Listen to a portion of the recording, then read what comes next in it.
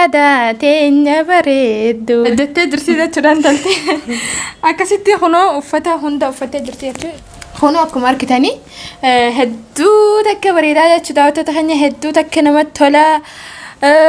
maashaallah raajaa gaagaraw maashaallah raajaa namni hundi keessanuu maashaallah jechuudha waatanii isin hindis nu beekattan sanifu daawwattoota keenya kunoo akkuma argitanii aadaan keenya akkana bareedaa akkana namatti tola hedduu takka nutti tolee jira jechuudha caaltu akkamsi fakkaatame eeguu uffattee booda maaltu si dhaga'ame ergan uffadhee moo gaggabeedhuma lafa dha'uu barbaade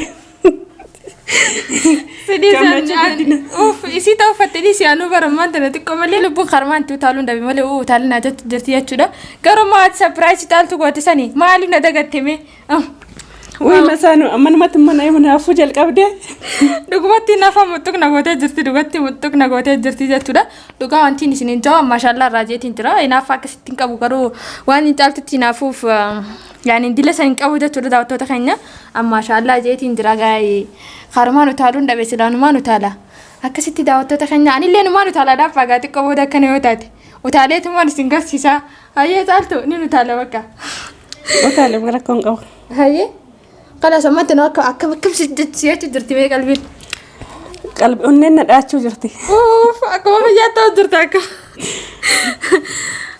دقاي مدافع فتاة داخنة دون تعالى دا كما تخيلتي وفت ما دا هنداه نين تعالى دان أكملي وفتا خانيرة وفتا فدي خبري فديرة وفتا دان فدي هدو تكنت تولا هدو تك نجم متساجة تولا كما تخيلتي نمنون دينو أكاكستاتن أبدي قدران كبادة تولا تعالى وفتا دان كم تكتالته أنا فتاة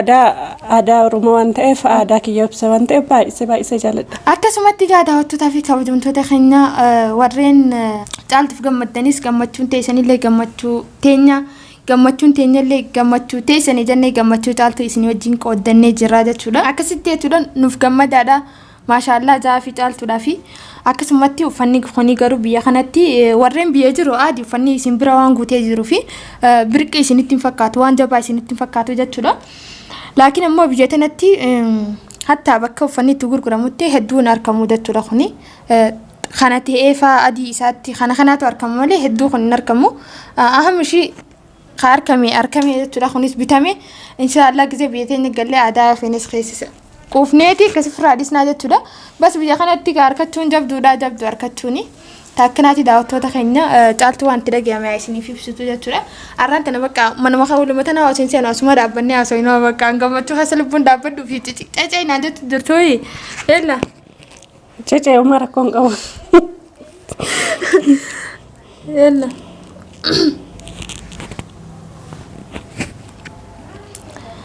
Tala gubbatti akkana jechuudha uffanni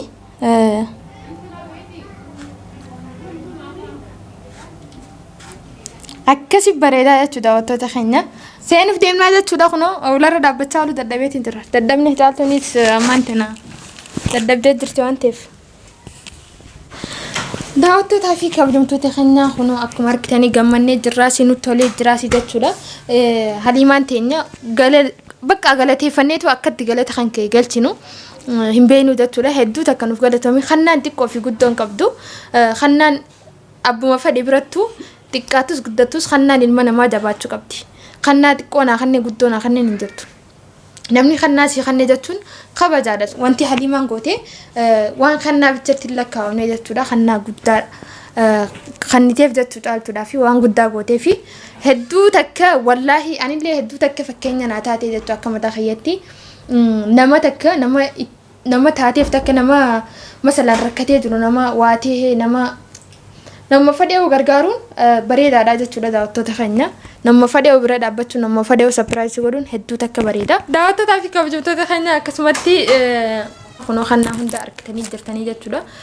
gammachuu keenya isin wajjin qooddachuu barbaanneetuma kana goone jechuudha yani namni hundinuu gammachuu keenyaaf akka gammadu barbaanna warra kiyya gammaddanis koomentii jalatti akkanaaf ibsitan abdii guddaan isinirraa qabaa jechuudha caaltu gaafanna gaammaan tana mee gammachuu sii tana mee akkuma gootee naaf ibsituun barbaada waan akkam gootee akkanaaf ibsitu Ani takka akkadhaatti gammadeen beeku siin jedheera faayyo erguman takka akkadhaatti hin gammanne kanaafuu har'a gammachuu guddaa irraayyuu lapheen kun dhaabachuu deemti uffatana waature alima naagalatumtu akabajamtu abdiin illee yaada koo beekee kana naaltu saatiif baay'ee galatamu akabajamu isinin jedha hordoftoonni keenyallee baay'ee alima naagalateeffadhaan isinin jedha alima ulfaadhu kabajamin sin jedha nama waan kana baasu naa godhu yoo jiraanne garuu si baasa waan kana warra kaan immoo akka alima irraa baratan abdiin qaba. Okay, galatoom jaaltu akkasitti jechuudha daawwattoota keenya inshallah caaltu si duratti haadumtu jechuudha uffanni kun si duratti haadumu akkasitti daawwattoota keenya galatoomaa isiniin jenna hanga dhumaatti waan nufaan turtaniif hedduu takke nuuf ulfaadhaa nuuf jiraadhaa hanga viidiyoo biraatti walitti deebinutti maasalaama.